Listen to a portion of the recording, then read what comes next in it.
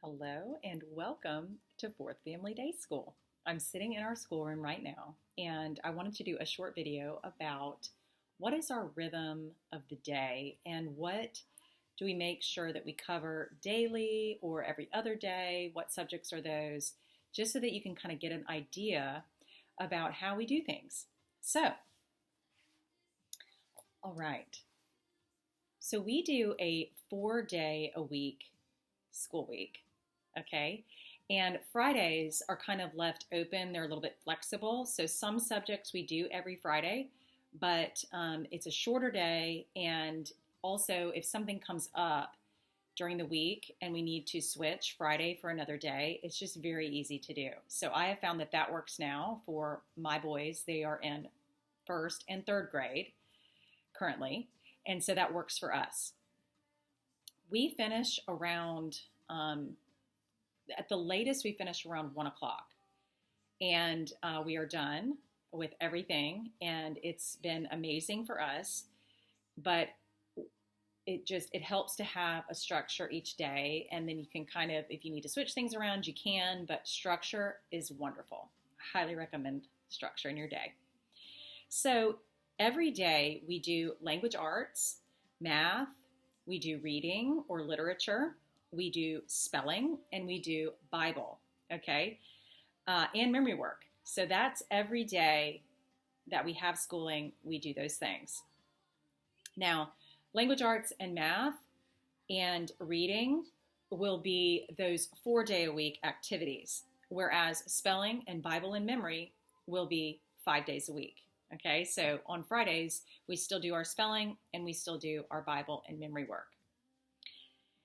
So science and history, those we do 2 days a week, okay? And those are included in what I call our morning meeting time. You might also hear it called morning basket, but it's a wonderful way to start off your day as a family and to teach subjects like science and history and Bible as a family, or any devotional time. That is just a wonderful way to start your day. It brings up fantastic questions and conversations that you just can't replace. We also do a couple times a week during that morning meeting time, we do our read alouds. So it's good to hear your child read out loud, and it's also good for your younger kids to hear the older sibling read out loud, and for your older siblings to hear your younger siblings read out loud. Remember those days where we'd be in school and you would go in rows and you would have a paragraph to read out loud? Like we would do reading for it felt like 2 days, but it might have been like an hour. So it's just really important to make sure you get that time in. What we do sometimes when we have our read aloud scheduled, so Tuesdays and Thursdays we do our reading out loud during that morning time, is I will have my older son read out loud while I'm making breakfast. And then I will help him finish the chapter when they're eating breakfast. So we go ahead and get a chapter read a day. We are currently reading Farmer Boy. And I have gotten from Memoria Press their study guides, their student guides and teacher guides for those. We don't follow them exactly how it says, but it's a great guideline to help with vocabulary and how to study for a quiz. Like, we're just learning how to study. And so, but reading the book and a few other books in his third grade year, I find to be important. So we try to do that before we start our morning meeting time together, but we're still together as a family, when we're eating breakfast and getting the day started. So that's just a tip. And then, of course, we will begin with our Bible, and then we'll move into science or history, and then we move on to their individual subjects, which are the language arts, math, reading and literature, spelling.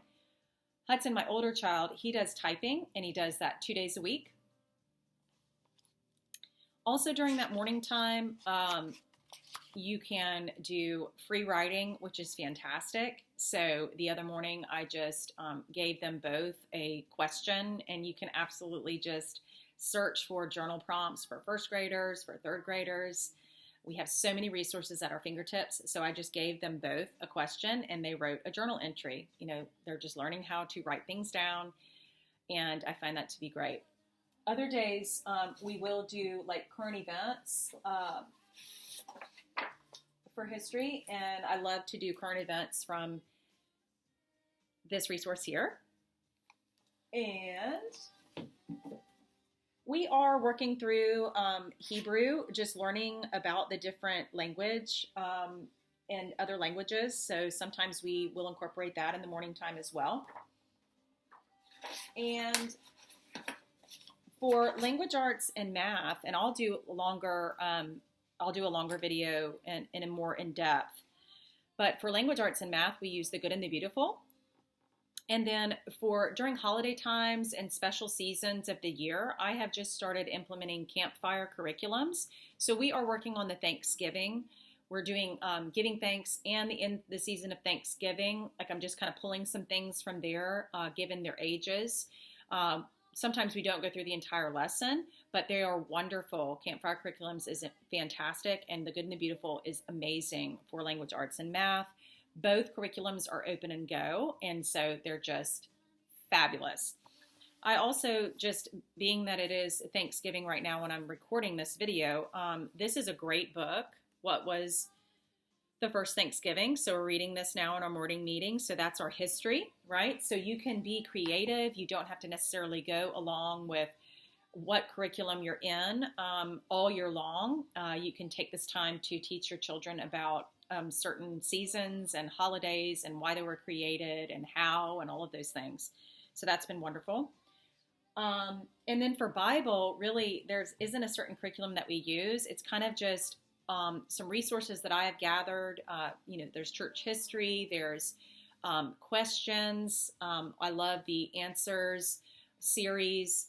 It's a lot of questions, wonderful for kids. All the questions are written by kids, so it's fabulous. So sometimes we'll do that. Sometimes we'll read from just a book. We love just reading and incorporating devotions, and I'll do a longer video on that. I do have behind me the cart that we use. So this is Bible, this is history, and this is science. So we love our cart, our morning meeting cart, and I pull things from that all the time. So, and I change it out frequently. Memory work is, that's a work in progress, but just making sure that they are memorizing Bible verses, I think, is so important, especially as they go into adulthood. They can have those verses to help them to combat basically, for lack of a better word, lies that come to us from the world and also just from our own thoughts. So that's one of the things that I wish that I had kept up with, after elementary and middle school. I wish that I would have kept up with a great Bible study, but it just didn't happen. And now I'm immersed into that right now. And so finding that in adulthood has been truly wonderful, and to be able to teach that to my boys is just something that is so special. I'm very grateful for that.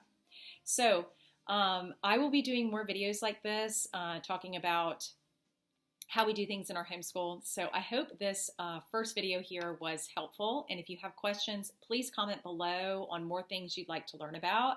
And I will be continuing to create short videos here for you so that you can use this as a resource, and that it may be helpful to you and your family if you are homeschooling or if you are thinking about homeschooling.